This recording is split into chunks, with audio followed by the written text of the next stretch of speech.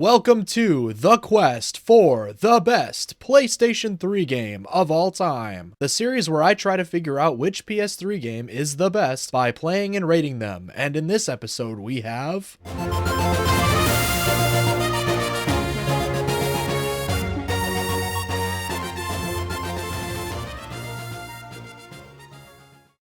3D.Game Heroes is an ARPG developed by Silicon Studio as a PS3 exclusive. It was published by Atlas in North America and released on May 11th, 2010. 3D.Game Heroes is the gaming equivalent of a high school reunion. It's all about reveling in the past while realizing just how awkwardly everything ages. This game is a semi-parody that manages to both honor and mock its forebears. It's basically the classic Zelda games from the NES and SNES, except 3D, more tongue-in-cheek, and on the PS3 this time.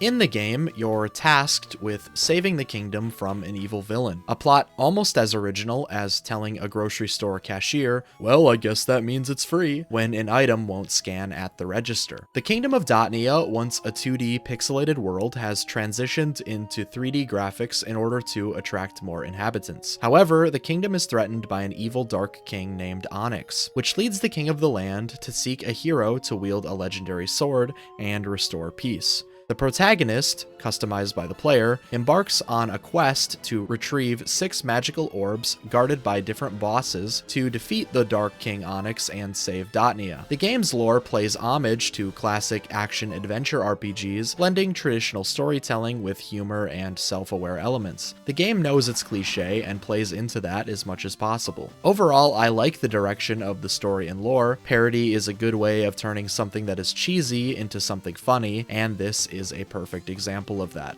The gameplay is where 3D.Game Heroes flexes harder than Rice Gum in 2017.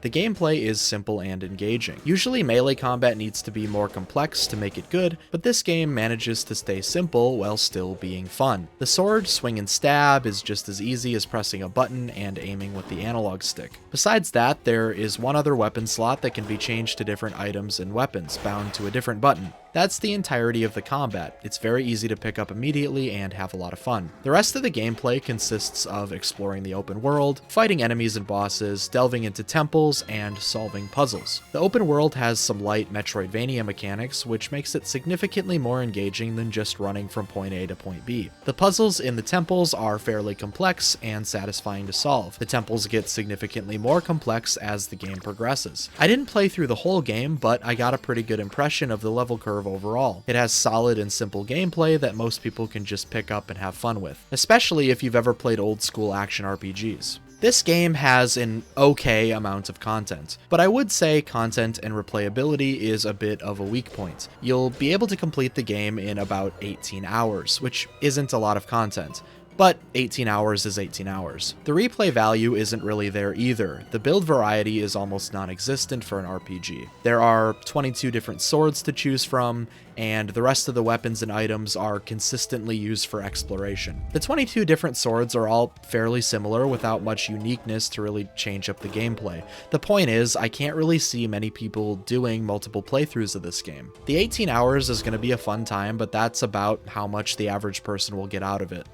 It saddens me to do this, but I'm gonna have to be harsh on this game once again. When it comes to originality, parody, by definition, is derivative and unoriginal. This game isn't exactly treading new territory. It uses old game design / mechanics and jokes about it. I don't really want the originality part here to be a sticking point by any means. In order to make a parody, you need to be unoriginal. However, originality is part of the criteria for the Quest for the Best series, so I'm including it here. If you've played a lot of these games in the past and are sick of them, this may not be the game for you. For everyone else, however, it's a good time. When it comes to graphics, if Minecraft and the original Legend of Zelda had a baby, 3D.Game Heroes would be it. The game's blocky, pixelated art style is a love letter to the 8-bit era, except this letter is written with word art. It's vibrant, charming, and proof that you don't need hyper-realistic graphics to create a visually stunning world. The attention to detail with the enemy and player animations is the icing on the cake. The only criticism I have when it comes to the graphics is the level of detail, or LOD.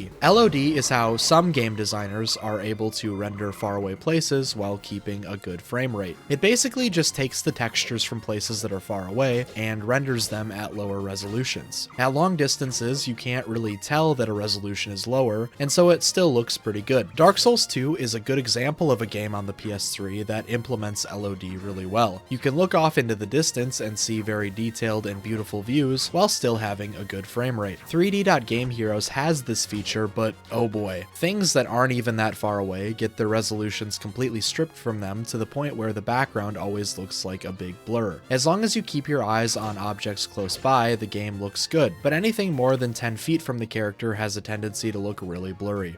The last thing to cover is the sound design. This isn't a part of the game that stood out to me in any particular way. The music has some good melodies and is catchy overall.